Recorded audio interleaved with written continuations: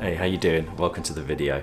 In this video, I'm going to talk you through a full Astro shoot. So from the planning down to the shooting with the settings and then editing afterwards. So let's get on with it. So all my Astro planning starts with a coffee at the computer. I'll sit and I'll have a think about where I'm going to go. And I usually think about places that I've been before and it's failed, or places that I've been before and it's gone well, and then have a look around those areas. So I'll search on Google Maps first, then I'll go into Street View, have a look around, and that's where I spotted this tree, and I can already see the composition, so I really like the look of this, so I'm going to go to that spot. So what I then do is grab the postcode from Google Maps, drop that into Dark Site Finder and have a look at the light pollution map, and see that you're not going to get much Milky Way there, but I'm still willing to give it a try. The darker the colour means the better dark sight is going to be. Next, what I do is grab that postcode and chuck it into Photo Pills.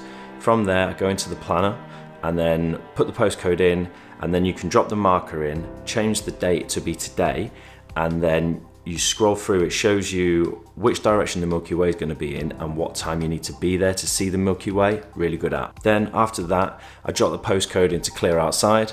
I check that it's going to be entirely cloud covered and piss on my chips as usual. Then I get angry and decide to go out anyway. Right, so I'm in the car, I've got an hour to destination, and I'm watching this bloody cloud start to roll in now. But what I figure I'll do is I'll talk through my bits now rather than when I get there, so that I can save more time when I'm there just to shoot. So first thing I'll talk is camera gear, and all I'm bringing: camera, tripod, lens. Lens is, I really like a wide angle, but it's personal preference. You need a fast lens with an aperture of 2.8 or faster, ideally. Camera and tripod and a little torch, that's all I've got. So when I get there, the shots that I'm going to be taking, as you'll probably imagine, is the normal shots that I take. So I'll be doing a panorama, I'll be doing my selfies, I'll be doing some light painting, and then I'll also take a few images so that I can stack them. So like 10 images of the same thing over and over. What I'll also do when I first get there, because it'll be dark and I've not been to this place before, what I'll do while I wait for my eyes to adjust is I'll be just trying to find compositions, but also trying to dial my settings in. So how I'll be shooting this is, how I always start it off is the lens at the fastest possible aperture, so 2.8 in my case, and then what I do is I'll leave the ISO on auto, and then I'll just set like a 10 or 15 second shutter, and then that way I'm not wasting 30 seconds each time as I'm taking the test shots to see whether it's a decent composition, whether I'm happy with the settings or whatever.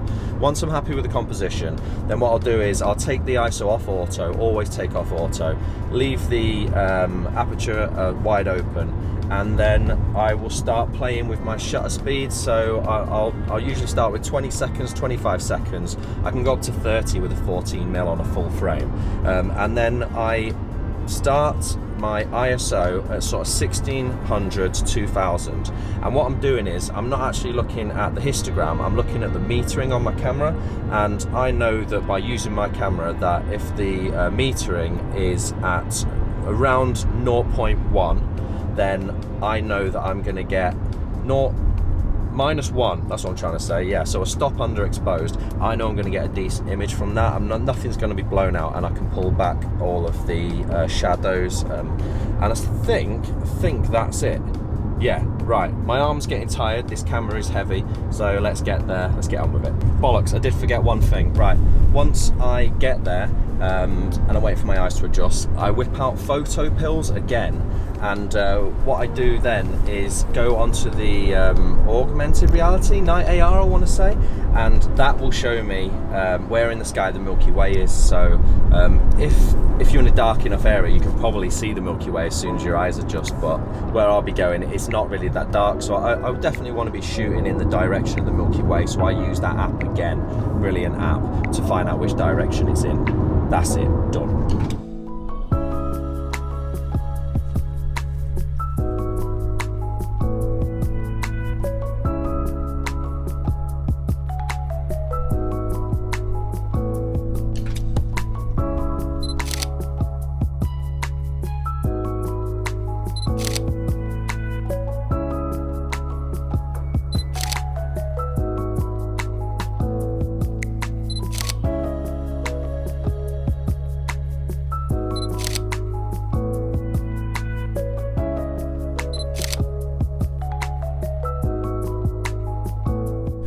do.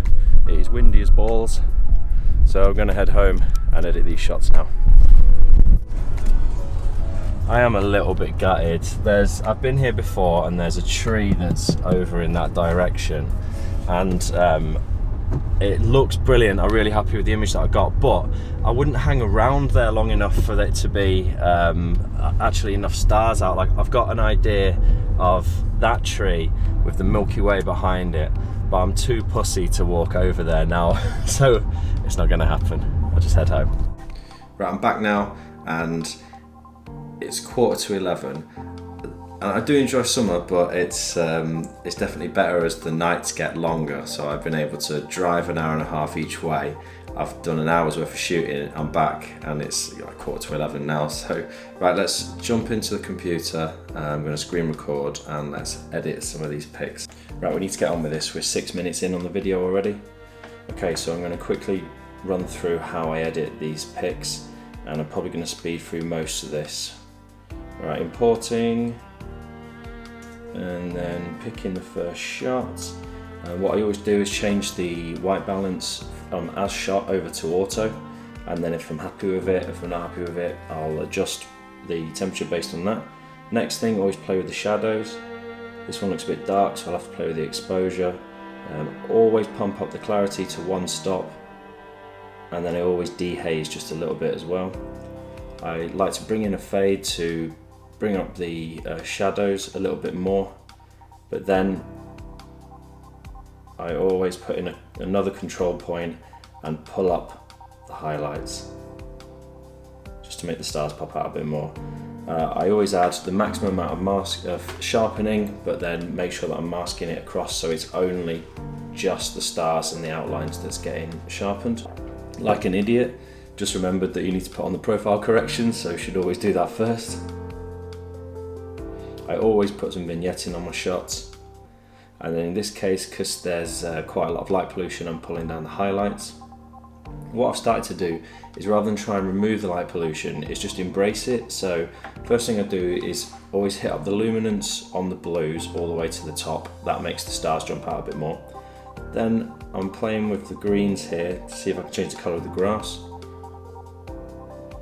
Does look like it needs some noise reduction. And then I'm going to do just a couple of radial filters to try and bring that tree out a bit more. And there we go, adding a little bit more saturation into the light pollution. Done. Okay, next pick. So profile corrections first this time. Then I'm going to play with the shadows, drop the highlights, up the clarity and give it a little bit of dehaze. Then I'm going to play with the tone curves, up the blacks, pull back out just slightly for some more contrast, add in a couple more control points and push up the highlights for the stars. Changing the white balance, adding a little bit more white, adding in some vibrance, and then I'm going to mess with the saturation. So I'm pulling those greens down and I'm going to increase the saturation on the light pollution, and I'm going to pop the luminance right up on the blues. Sharpening all the way to the top and masking so it's only the stars. A little bit of vignetting, and then radial filter again, and another for the sky to add a bit more clarity. Crop it down so it will go on Instagram, 4x5, and then a little bit more vignetting, and I'm happy with that. Okay, now I'm going to show you just very quickly a little bit of light painting. So I'm going to edit the first image the way that I like it. Then I'm going to copy those settings across to the rest of the images, and I'm going to right click and open as layers in Photoshop. Once it's open and they're all there, I'm going to select all and then change the blend mode to lighten, and then I'm going to look through the images, see which one I want to be at the bottom to be the final image, and then work my way through, looking through each of the photos to see whether I want the light that's being produced from that image or not. So I'm getting rid of that one, and then what I'm going to do is chuck a mask in.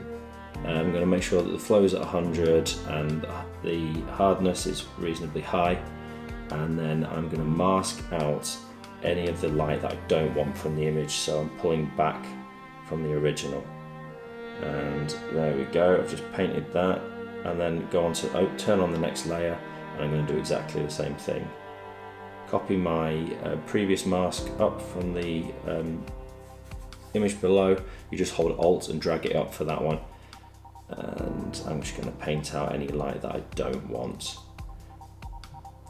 There it is, and that's really quick. If you want me to go through any post-processing any slower, if you'd like specific videos on that, let me know. If you've made it this far, really do appreciate it. If you can leave me some feedback down below, that'd be great. I hope you found this useful, and I'll hopefully see you again soon, so take care.